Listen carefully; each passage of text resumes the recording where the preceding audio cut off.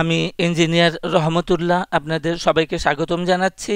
এখন আমাদের আলোচনায় থাকছে ঢাকা স্টক এক্সচেঞ্জের ব্রড ইন্ডেক্স ডিএসসি এক্স। আমরা উইকলি টাইম ফ্রেমে আছি। আজকে মূলত আমরা একটা ওভারভিউ নেওয়ার চেষ্টা করব টোটাল মার্কেটের। এখন আমরা দেখতে পাচ্ছি যে 2003 সাল থেকে আমাদের একটা 2010 সাল পর্যন্ত 5 ওয়েভ স্ট্রাকচার ছিল। এই যে 5 ওয়েভ স্ট্রাকচার আছে, এটা সর্বজন স্বীকৃত একটা টপ, এবং এইটা ছিল আমাদের বুলিশ আপট্রেন্ড। এই বুলিশ আপট্রেন্ডের সাপেক্ষে বা 2010-এর টপের সাপেক্ষে ডান দিকে যা কিছু আছে সব everything is correction। যা কিছু আছে সবই কারেকশন, অর্থাৎ 2010 সালের বামে ওয়েভ 5 এর যে টপটা তৈরি হয়েছে, বামে বুলিশ, ডানে বেয়ারিশ, এবং যা কিছু আছে সব কারেকশন। আপ ট্রেন্ড হোক, ডাউন ট্রেন্ড হোক, সবই কারেকশন। এখন এই কারেকশনের ডিউরিং কারেকশনের সময় আমরা দেখলাম যে দুইটা সিগনিফিক্যান্ট লো ছিল, একটা 2013 সালে এবং আরেকটা 2020 সালে। এটা তৈরি হয়েছিল মূলত ফ্লোর প্রাইস আরোপ করার মাধ্যমে। তো আমরা এর আগে বহু ফোরামে বলেছি যে আমরা স্বীকার করি না যে 2013 সালের অথবা 2020 সালের যে সিগনিফিক্যান্ট লো তৈরি হয়েছিল নানা কারণে, সেগুলা is not the bottom against the top in 2010। 2010 সালের সর্বজন স্বীকৃত যে টপটা তৈরি হলো তার বিপরীতে যে দুইটা সিগনিফিক্যান্ট লো পাওয়া গেল, এটা বটম না, তাহলে বটম আরো নিচে আছে।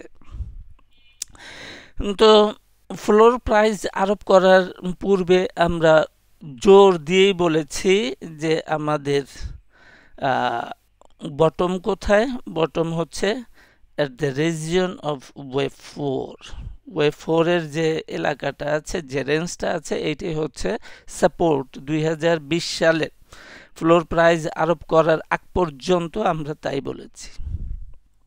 এখন এবং বলেছি যে এখানে আসতে হবে। 2020 সালের ফ্লোর প্রাইস আরোপ করার আগে বলেছি যে এই রেজিয়নে, ওয়েভ 4 এর রেজিয়নে আসতে হবে।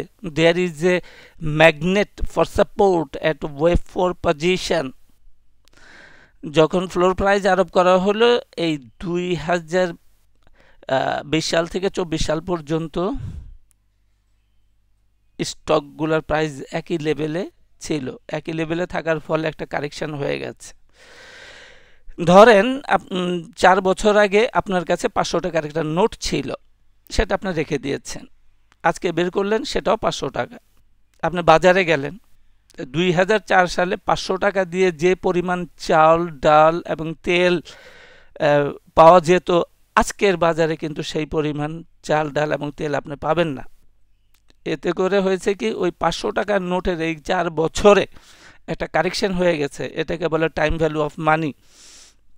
আমাদের স্টক মার্কেটও সেরকম হয়েছে যে ধরেন ফ্লোর প্রাইজে 10 টাকা লেভেলে একটা স্টক ছিল 4 বছর যাবত, কিন্তু এই 4 বছরে তার একটা কারেকশন হয়ে গেছে। 4 বছর পরে আর ওই স্টকের ভ্যালু 10 টাকা নাই। যেমনটা 4 বছর পরে 500 টাকার নোটের ভ্যালু আর 500 টাকা নাই। তাহলে যেহেতু এখানে ফ্লোর প্রাইস থাকার ফলে ওখানে কিছু কারেকশন হয়ে গেছে, যার জন্য এখন আর আমরা বলছি না যে বাধ্যবাধকতা রয়েছে ওয়েভ 4 রিজিয়নে আসার। তো এখনো কারেকশন কমপ্লিট হয় নাই। এরই মধ্যে যে আমরা বলেছি যে ডান সাইড, 2020 সালের ডান সাইডে যা আছে সব কারেকশন। এই কারেকশনের সময় কিন্তু আমরা টাইম টু টাইম নানান সময়ে দেখেছি যে ছোটোখাটো বা মিডিয়াম আমরা আপট্রেন্ড কিন্তু পেয়েছি।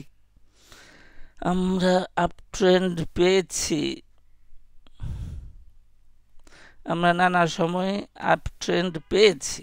তো একইভাবে আমাদের বর্তমান যে আপট্রেন্ডটা আছে, আমাদের ইন্টারপ্রিটেশন কিন্তু ছিল যে এখান থেকে এ হবে এবং বি হবে এবং আমরা একটা সি ওয়েভ এখানে পাবো, এই ধরনের একটা ইন্টারপ্রিটেশন আমরা বেশ বহুদিন যাবতই কিন্তু বলে আসছি যে এটা আমাদের প্রত্যাশিত একটা আপট্রেন্ড।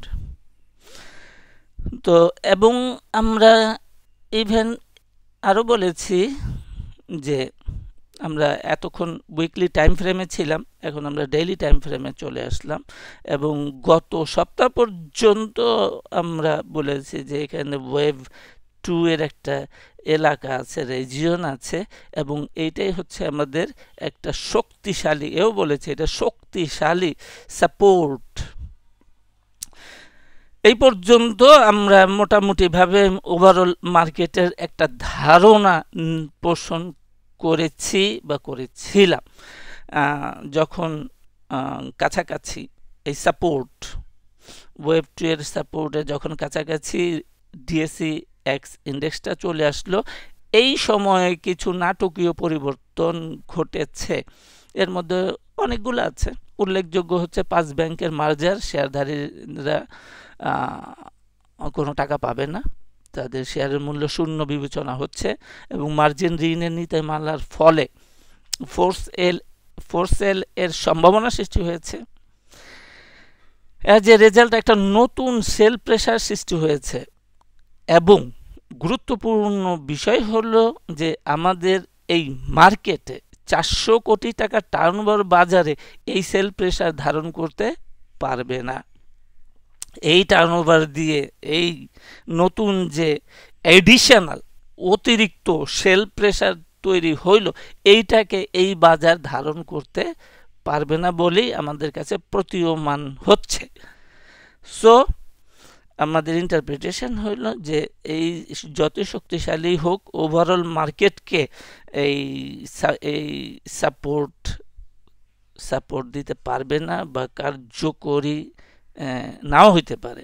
অ্যাজ এ রেজাল্ট আমরা যে প্রত্যাশিত আপট্রেন্ডটাকে আশা করেছিলাম, এই আপট্রেন্ডটা নাও হইতে পারে বা আরও অনেক সময় লাগবে, মার্কেট আরও গভীর কারেকশানে চলে যেতে পারে।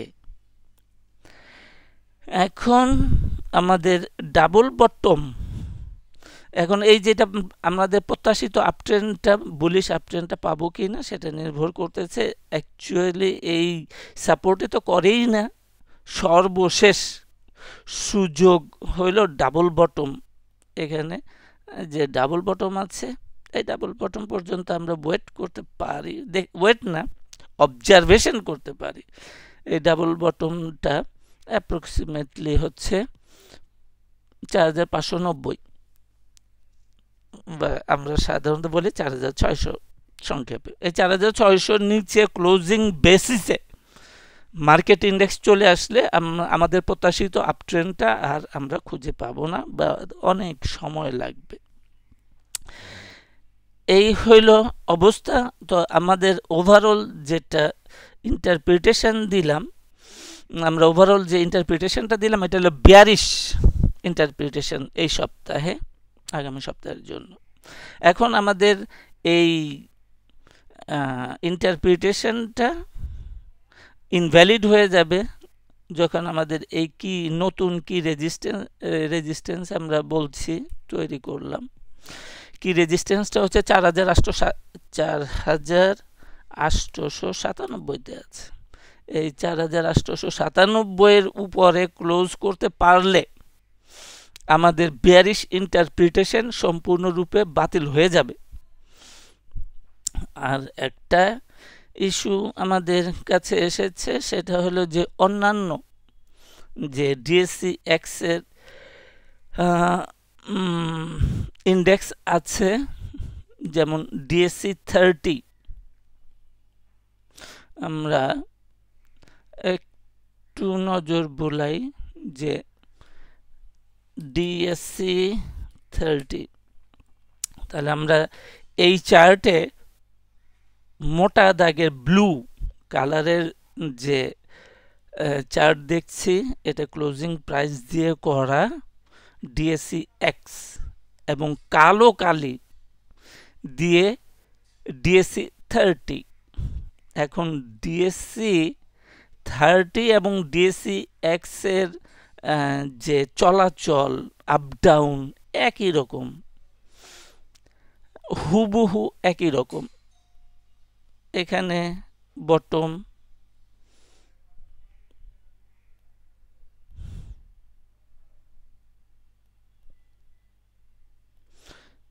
এখানে একটা টপ,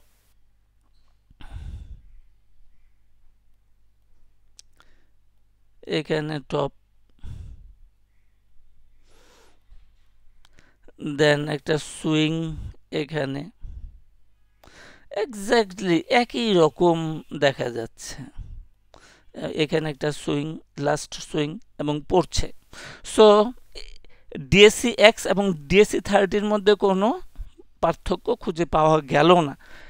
যখন খুঁজে পাওয়া যাবে, আমাদের অবজারভেশন আছে, খুঁজে পাওয়া যাবে, সেটাই হবে ডাইভারজেন্স। এবং সেই ডাইভারজেন্সের ফলাফলটা কি হবে, আমাদের অ্যাকশন কি হবে, সেটা আমরা পরবর্তী এপিসোডে আলোচনা করতে পারি। ডিএসসি 30 ছাড়াও আমরা অন্যগুলাও দেখতে পারি। DSC S, CD set, DSC S,